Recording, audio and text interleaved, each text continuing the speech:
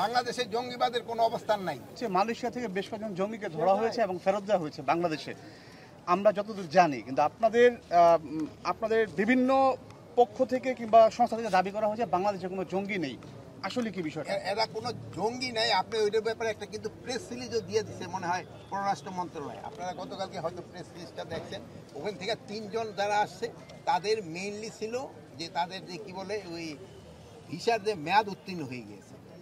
এই 3 জনের ভিসার মেয়াদ উত্তীর্ণ হয়ে গেছে। কিন্তু তাদের যে পুলিশের যে চিফ, তিনি তো ব্রিফিং এ বলেছেন, তিনি পুলিশের পুলিশের চিফ যেটা বলছে ওই 5 জনরে আসা হয় নাই, তাদের সাথে আমাকে সরকারি লেভেলে যোগাযোগের চেষ্টা করা হইতেছে, আমরা ইনভেস্টিগেশন করে দেখি। না, তাদের যে আইএস এর যে স্টেটের সাথে যোগাযোগের যে বিষয়, কিন্তু এই জঙ্গি সম্পৃক্ততা, আপনারা কি বাংলাদেশে কোনো জঙ্গি খুঁজে পাচ্ছেন? না, বাংলাদেশে এদের কোনো সম্পৃক্ততা নাই।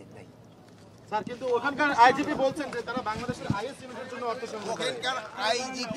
ওখানকার আইজিপি কি বলছে আমি জানি না। তো ওখানকে থেকে আমরা যেই মেসেজটা পেয়েছি অফিসিয়ালি লেভেলে, আমরা কোনো সরকারি লেভেলে মেসেজ পাই নাই। আমরা এইভাবে বিভিন্ন মাধ্যমে আমরা যে মেসেজটা পেয়েছি ওইটার একটা কিন্তু প্রেস সিরিজ আমাদের পররাষ্ট্র মন্ত্রণালয় থেকে আপনাদের দেওয়া হয়েছে। স্যার, তাহলে এটিইউতে কেন দেওয়া হলো? ইমিগ্রেশন পুলিশে কেন দেওয়া হলো না তাকে? ইমিগ্রেশনের থেকে তো এটিইউতে না হয়েছে, অসুবিধা কি? বাংলাদেশের জঙ্গিবাদের যে অবস্থান এখন কি মনে হচ্ছে? বাংলাদেশের জঙ্গিবাদের কোনো অবস্থান নাই। এখানে কোনো ধরনের জঙ্গিবাদ নাই। আপনাদের সহযোগিতায় কিন্তু এখানে জঙ্গিবাদ নির্মূল করে দেওয়া হয়েছে। এটা ক্ষেত্রে আপনাদের ক্রেডিট সবচেয়ে বেশি।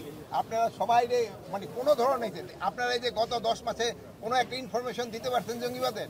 যেহেতু নাই, আগে ছিল আপনারা দিচ্ছেন, এখন নাই আপনারা দেন না। মাননীয় অ্যাডভাইজার, এই যে বিভিন্ন দেশ থেকে যে কথাগুলো আসতেছে, এটা কি আপনি মনে করেন যে বাংলাদেশের উপর কোনো তকমা লাগানোর কিংবা কোনো ধরনের করার জন্য থ্রেট কিংবা? এখন বিভিন্ন দেশের থেকে হয়, এটা হয়তো পররাষ্ট্র মন্ত্রণালয় আপনাদের ভালো বলতে পারে।